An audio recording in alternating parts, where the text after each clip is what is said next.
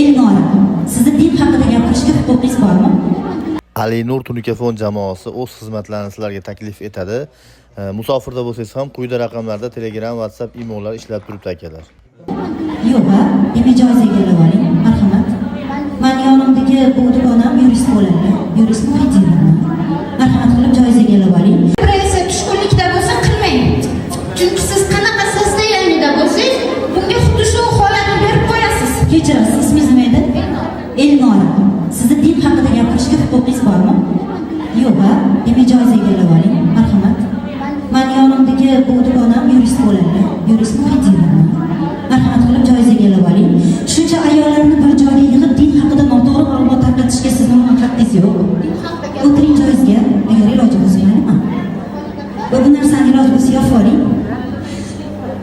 Bu avvalambor bu narsani gapirmagan bo'lardim, lekin Alloh taolo har birimizga alohida umr beradi va bu mas'uliyatdan, ya'ni meni Instagramda podpисчиklarim 2.300.000 dan oshiq va bu yerda shuncha ayollar yig'ilgani munosabati bilan bu narsaga shunchaki bir musulmon sifatida qarshi shunchaki qarab tura olmayman. Birinchidan, avvalambor ismim Sharifam Feruza Normatova va men ayni damda Tushkunlikda bo'lsa qilmang. Chunki siz qanaqa sizda yanida bo'lsangiz, bunga xuddi shu holatni berib qo'yasiz. Kechirasiz, ismingiz nima edi? Elnora. Sizni din haqida gapirishga huquqingiz bormi?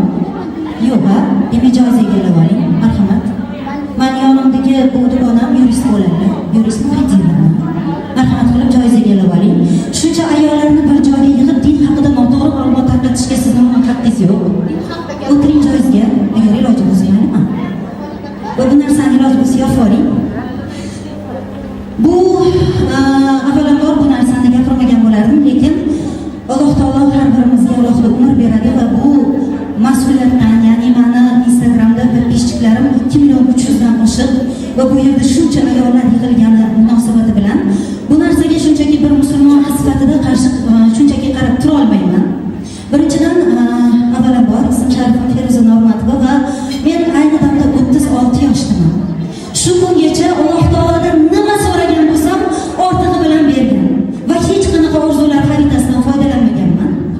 Va aytishim kerakki, 35 yoshimda men haj amalini, musulmonlar uchun farz bo'lgan 5 ta farz ichidan eng mukammalini, eng qiyinini turmushga chiqmagan holatimda ota-onam bilan birgalikda amalga oshirdim. Buni hattoki umr davomida uncha-muncha insonlar amalga oshira olmaydi. Va bilasiz, doim professional psixologlardan tashqari boshqa psixologlarga Instagramda ham boshqa joyda ham qarshi bo'lib kelganman.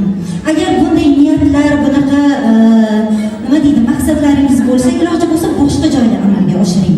Va bugun banket aslida bu banket hisoblanadi. Sizlarga ibrat tariqasida mana shu narsaga, mana shu joy uchun bitta hikoyani sizlarga aytib o'taman. Bir olim inson bo'lgan ekan. Olim inson bo'lgan ekan, rahmat katta. Olim inson bo'lgan ekan. Men hozir bu yoqda vedущийman. To'g'ri, sizni tadbiringiz. Men bu yerga vedущий sifatida, boshlovchi sifatida taklif etilganman. Aynan qonunda kelib oling, nechanchi modda edi? Diniy ma'lumot tarqatishga hech kimning haqqi yo'q.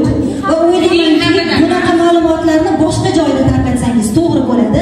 Ayollarni ongini zaharlashga yoki hali tasdiqlanmagan, hujjatlanmagan ma'lumotlar bilan bunaqa zaharlashga hech kimning haqqi yo'q deb o'ylayman. Faqat Allohga ishoning.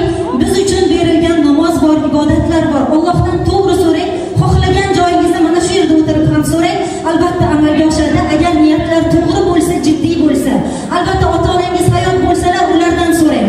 Ulardan duolar so'rang. Ularning duolari yashin tezligida ibodat bo'ladi. Biz uchun berilgan tahajjudlar bor, namozlar bor. O'ylaymanki, ortiqcha narsalarga hojat yo'q. Albatta shu